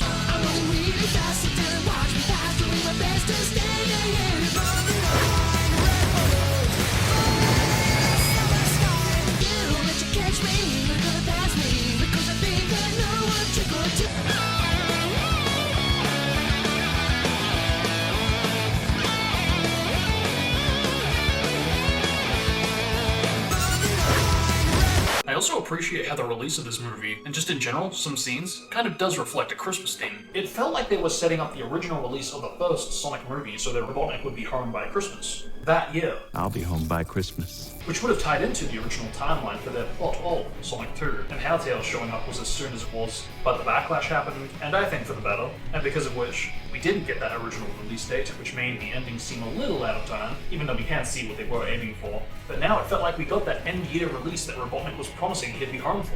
But now he isn't, because he's gone now. Curse you, movie. I know some out there probably won't view the Christmas element too highly, and perhaps I am just overthinking in that respect. Real talk though, it does sadden me that this is probably going to be Jim Carrey's last movie. I absolutely adore the guy. He was my childhood idol, and someone I would always go to for a fun time. Jim Carrey's yeah, good score. Yeah, this is quite possibly Jim Carrey's last movie. Yeah. Which is very sad. But what a great guy out. I mean, that's been very easy not to be, you know, a big spin like Sonic franchise. Yeah. He did really well. He did, he really did. No, both characters. I think he held the movie in a lot of ways. He did. It's really strong. Yeah. Both Eggmans are really good. I think I enjoy Eggman's presence, Jim Carrey's Eggman's presence, more than Sonic, to be honest. I'm not sure why. Look, Sonic's character is fine, but yeah, I know what you mean, like, Jim Carrey did steal the show. And even though I've essentially grown up with him as Count Orloff and the Riddler on the villain side of things, somehow each time I return to this world with him as either Eggman or Robotnik, while he certainly does have his Carreyness mannerisms coming through, especially for Gerald compared to what came before, I somehow find him even more enjoyable than the rest of the characters. Maybe I'm nostalgia blind, but I'd be lying if I said he didn't put a smile on my face, and left me feeling a bit of sweetness to the fate of his character at the end of the movie. Which leads me to 10. The fate of Maria. The only thing was obviously Ree's death. Yeah. Very different to the second one. The what? What do you watch the home? You don't like? Other that, yeah. It's like, Yes, that is very, yeah, that I... It was a bit weird, but I did prefer what she died. At least that's pretty what I did. It was the other one just... Well, they wanted to, obviously, PG-ify it, because they didn't want to go full-on M. Maybe, but it still wasn't a very impressive death. You don't think so? No, like in the second one, this one was. I thought it was more brutal. Because you didn't see it, but you got the idea, and that's like, that's why you didn't see it, because it's how dark it is.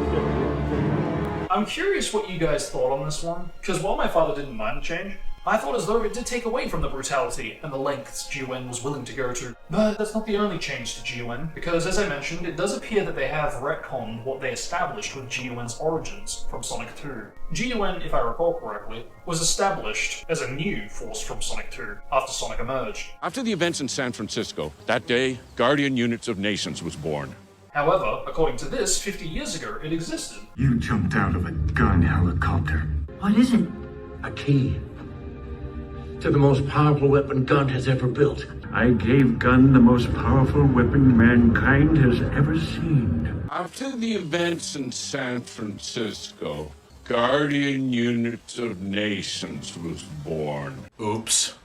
Yeah, awkward plot hole is awkward, but anyway. Sure, you could absolutely argue that it did already exist, but they obviously couldn't disclose that, and when it did exist in Sonic 2, they brought back what were the remains of the dissolved GUN. Rewatching the post-credits scene of Sonic 2, now after Sonic 3, made me realize that Commander Walters was not reacting to Agent Rockwell's info. He was actually remembering the events from 50 years ago, and put two and two together when this information was disclosed to him. A secret research facility. Someone worked very hard to keep this hidden. My God. Project Shadow. That's actually a really nice detail, and I don't know if I just missed it the last time. But yeah, the way I took that the first time I saw it, like I said, I really did think that he was just reacting to the news that was being delivered. And that's absolutely the Jessica Jones character in Sonic 2, before they got an established actress or stunt performer to replace her.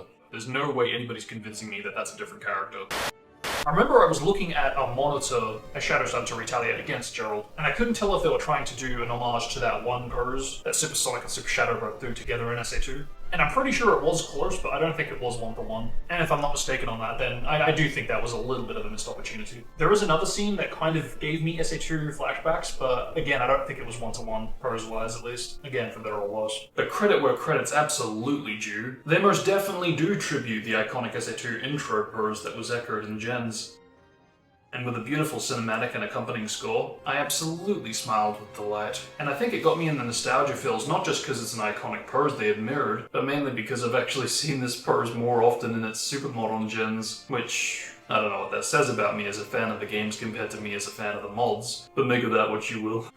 I got emotional toward the end when Tails fell unconscious as he was just about to chuck the ring. Not just for the scene alone, but everything around there that starts to happen in unison. It builds up to Eggman and Shadow's sacrifices, and the visuals are just as glamorous as always. I was kind of curious how they would tackle Super Shadow, knowing he was a little bit lighter than Supersonic's more yellow gold looking hue, and I honestly have no idea if I'm alone on this. I really have tried to avoid any and all reviews, but I thought it was really amazing how they handled Super Shadow's look. It was a real treat to see Chaos Spears in a more live-action take, and I was unsure whether we'd see Super Shadow, let alone the inhibitor rings being removed. But my goodness, they found time to bring these elements in so hardcore fans would know what was being used on screen without rubbing it in our faces. And let me say, it is a truly fucking sad revelation once you realize we haven't seen Super Shadow since Sonic 06.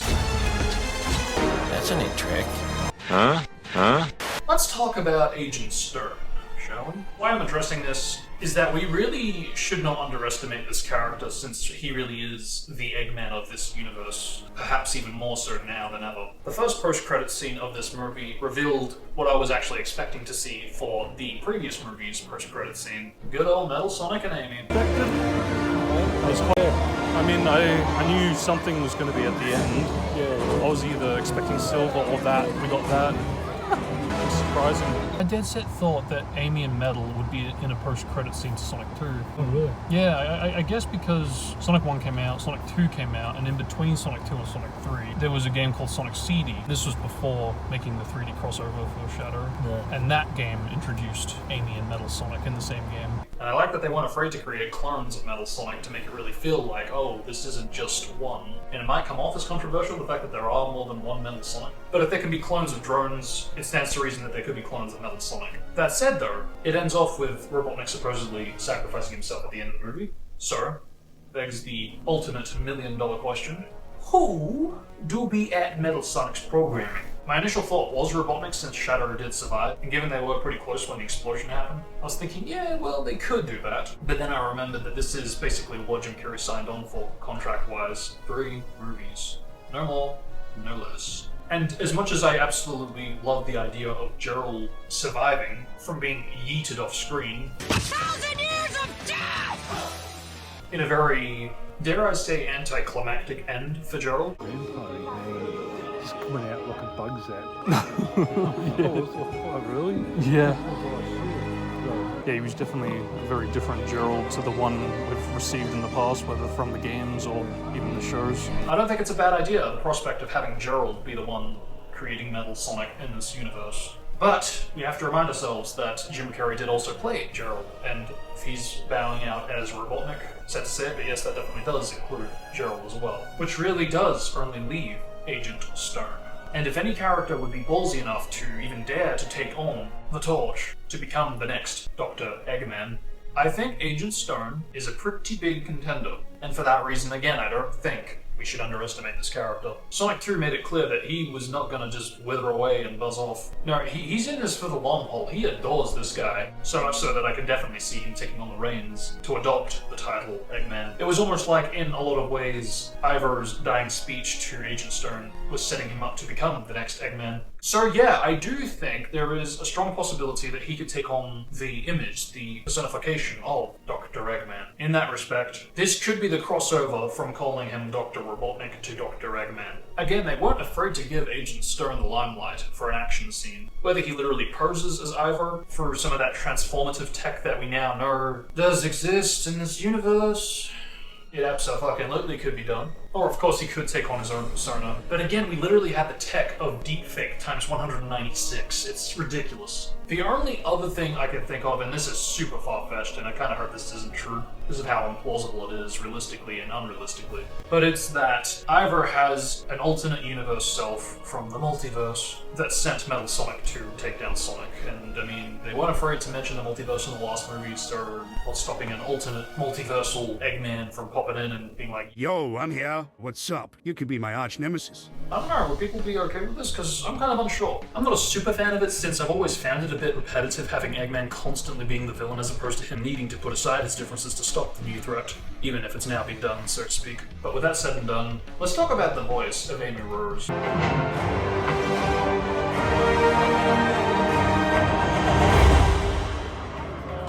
So Amy didn't have any lines in this post-credits scene, which I'm glad. I think one voice from the game is enough, to be honest, unless they're going to cover different periods of times for different Sonics. And for reals, I'd love to see or hear Jaleel White come back, whether on screen or even voicing an alternate Sonic. But because Amy didn't have any lines, I'm curious who they would get to voice the character. The only two actresses that come to mind is either Melissa McCarthy or Melissa Rauch. For McCarthy, if you've watched or seen clips of Gilmore Girls, well... Yeah, are they good? Ooh, they look good? Yes, they do. Oh, it's got my hand. It's got my hand. Okay, thanks. Okay, I'll be fine. I'll be fine. I'm a good clotter, don't worry.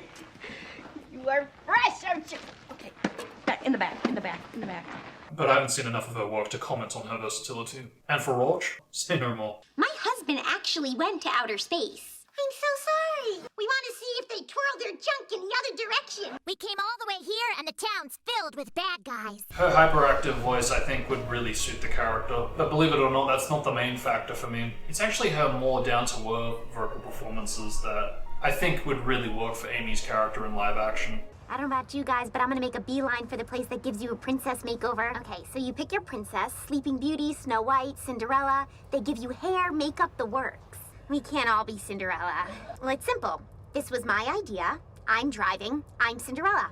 You bitches got a problem with that? We could stop the car right now. I think Rauch sounds more like Amy than McCarthy, from what I've seen and heard from the show and the interviews. I think she'd be who I'd be rooting for if it came down to the two. But going forward, irrespective of who gets the role, and just in general for future castings, I just hope we don't see actors in future installments that have been previously cast in live-action animated movies. I don't want to find out the chick from Album 3 is going to be in Sonic 4, for example. Same for these guys. Talented actors, but it's almost like double dipping instead of giving underrated talent the spotlight for that chance to shine. And I'm only really saying this because I feel that casting in modern movies just generally has gotten worse than it's ever been. But now, let's talk about the final post-credit scene.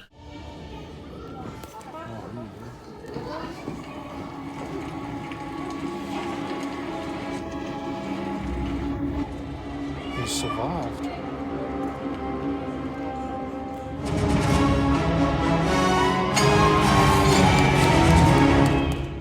Nice. Very cool. I'm glad we waited for that. Yeah. Heck of a year. Yeah. Nice. You survived. Shadow the Hedgehog is still alive. What do we make of this? You know what, to be honest, I don't know. I didn't think they'd make it for 4 movies. And if they do, good for them. I hope it's even better than before and gets better with each installment, as it has been since Sonic 1. Well, for the movies anyway. But you know, they've already teased us with Metal and Amy, and that was the sequel I was expecting the 3rd installment to be, so for that reason, yeah, sign me up. I'd love to see the story tackled. Since they really did skim over SA1's story, perhaps they could still find a way to merge SA1 elements with Amy and Metal. It wouldn't be out of the realm of possibility, because, I mean, after all, SA1 did make use of Amy's character, arguably more so than any other game. I think the spirit of Amy Rose's character really did peak in SA1's story, at least a lot more compared to other installments. And as for Metal Sonic, I could definitely see Metal taking on a more similar role to Zero, especially if there are going to be clones involved. That said, though, I am a little nervous about what they are going to do with Metal because of the fact that there are more than one. From what I've seen and heard so far from the experience of the cinema, more numbers is better because, you know, it's going to overwhelm our heroes. Watch out, Sonic, a new army is in town. Woo. You know what they say, the more the merrier. For me personally, though, I'm a little nervous. By making multiple copies of Metal Sonic, you are already starting to cheapen what made Metal Sonic, well, Metal Sonic. This is a character that, like GUN, was a force to be reckoned with, for different reasons, albeit, but still. Now the character has really turned into a bit of a jerk in recent games. The fear factor and threat levels just really aren't as high as they used to be. Now it's just like, oh, there's a character from that other game and that other game. The member berries! Oh! Hey! Ow! You haven't the slightest clue what it's for, do you? Like GUN, it would be very, very easy for a single choice with where they are taking this character direction-wise to have an enormous backlash and piss off the fans ultimately. It doesn't even need to be a mistake. It is that thin a layer of ice again and there on, And just pursuing that one single change to the character could be enough to piss off the fans. I guess what I'm trying to get at here is please just do not cheapen the character. Don't think, oh, well, we're out of ideas, you know, we don't have our villains anymore, so what do? We gotta bring in more. Ooh, let's just clone the Metal Sonic. He's a robot, we can do multiple ones. Clone. That's not how you tell a good story. More doesn't equal better story. I've said it in the past, but you know, sometimes again, less is more. This, from what I'm gathering, from what I've seen alone from the post-credit scene, it looks like a recipe that could work, but it also looks like a recipe that could easily fail. And Metal Sonic is one of my favorite characters out there. I don't want to see this character fail. I don't want it to turn into another G-Wen. So please let there be fans involved with the writing process of Sonic 4. Because I think that installment is going to need it more than all these movies combined. Initially, I would have said Sonic 3 as well. In my opinion, I think an SA2 adaptation would have been more ideal after a Metal and Amy story. And not just because the games came out first. Building up to a more end-of-the-world type of threat, I buy more from an SA2 kind of story as opposed to Metal and Amy. Respectfully. That said, if they try to turn things around by implementing Chaos into Sonic 4, forcing Sonic to go up against 2 opponents, if done right, and you don't blow the metal clones out of proportion, I think that could potentially work. You know, design-wise, I can't really comment too much about what they've done with Metal, because, I mean, it's as faithful as ever. What more can really be said about it? And you know, if it's not Robotnik that's controlling Metal Sonic here, if both Robotniks are gone and out of the picture, why should Metal Sonic look like a Robotnik drone? Because as cool as I think that would have been to see before, being upgraded to what we're more familiar with as a final metal form for the movie, so to speak, I think on paper, yeah, that would have been really great. But that's the thing, Robotnik so far doesn't seem to be on the table. So for the most part, we can't expect the drone tech to have been used here. Unless it really is Agent Stone, but, you know, even then, there's still the possibility that it's neither Robotniks nor Agent Stone. You always have a choice. We always have a choice.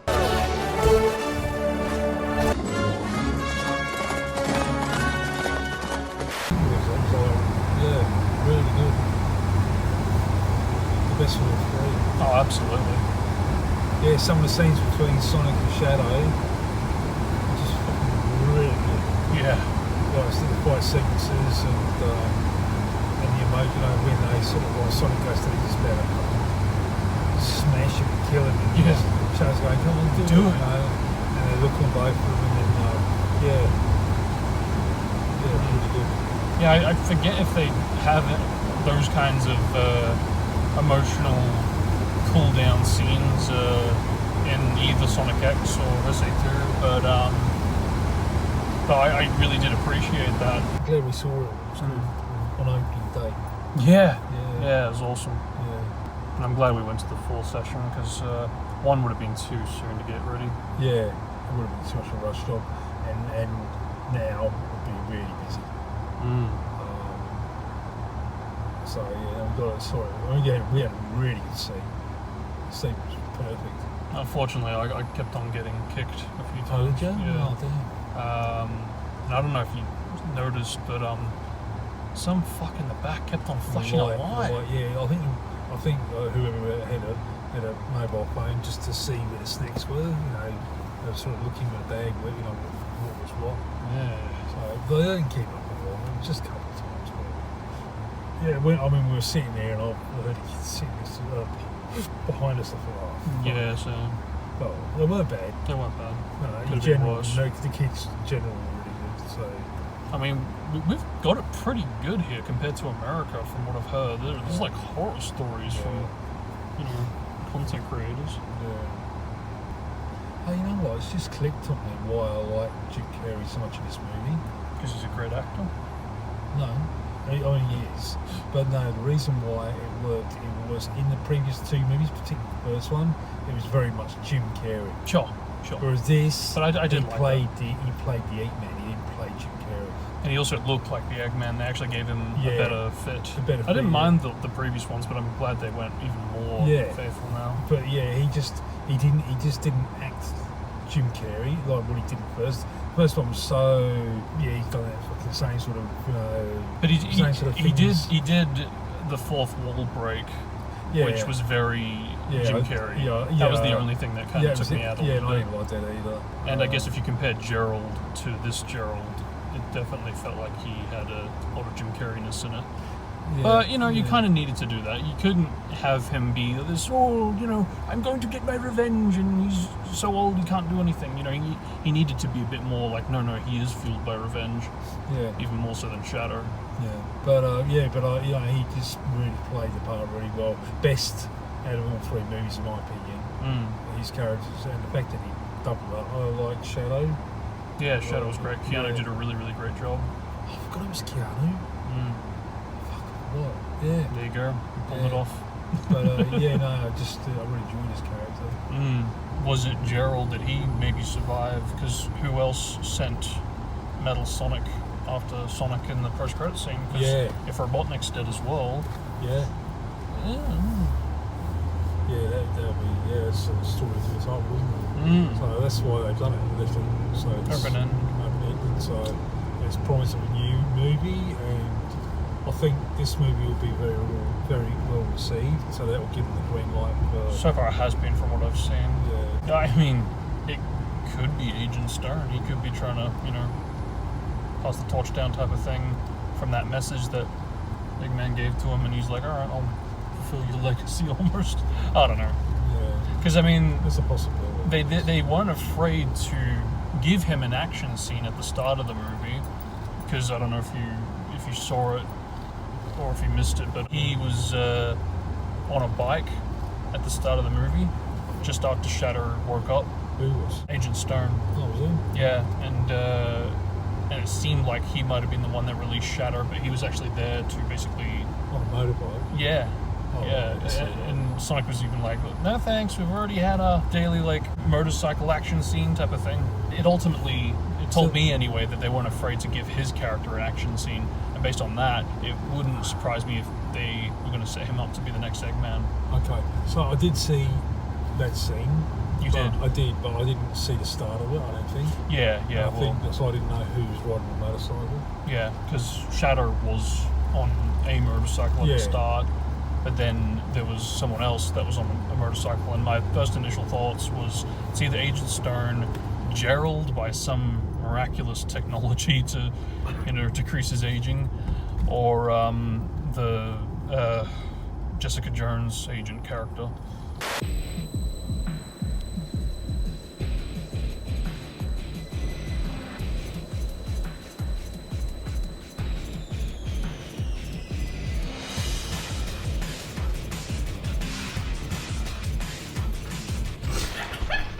But yeah, that is Sonic 3, the movie. Despite the negatives I do have with this movie, I do think this is the best of the 3. There was just something more emotionally gripping with this, and I think it's because they covered so much more of the serious turns in this compared to the previous 2.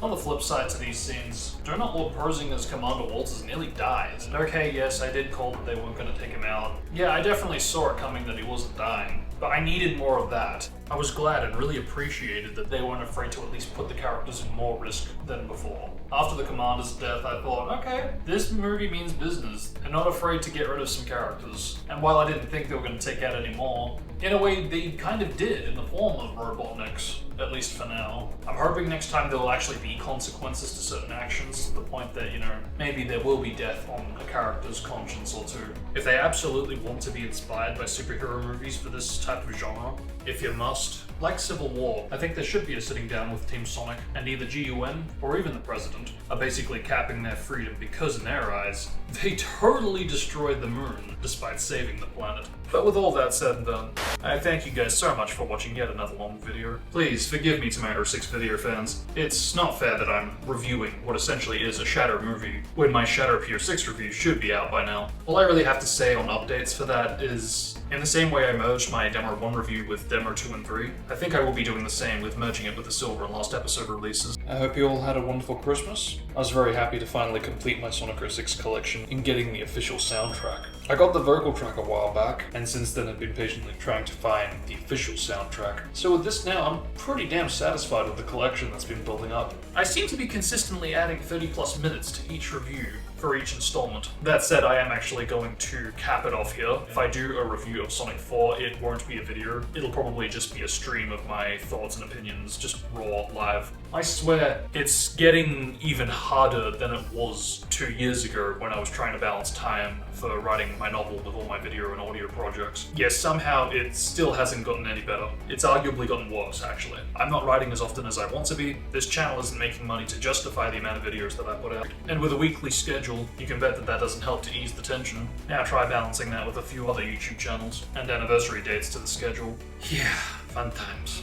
I'll manage. I have said it before, but I'll say it here. This is mostly why the content has been on the lacking side, and I think till I finish the weekly series, the content is only going to keep getting slower, and I do apologize for that. It's gotten to the point where I'm wondering if I should be trying to approach these original projects through other means, whether through 3D creations, movie-making creations. Like I'm sure we've all said at least once, there just aren't enough hours in the day. And this is one of the reasons why I don't ask people to subscribe or like the video, because I'm not gonna lie, I am slow. And there will come a point where I will be done with this, where I will bail and be doing full-time on the original projects. But until that day, thanks again guys, and until next time, stay safe, have a good one, and I'll see you all next time. Peace.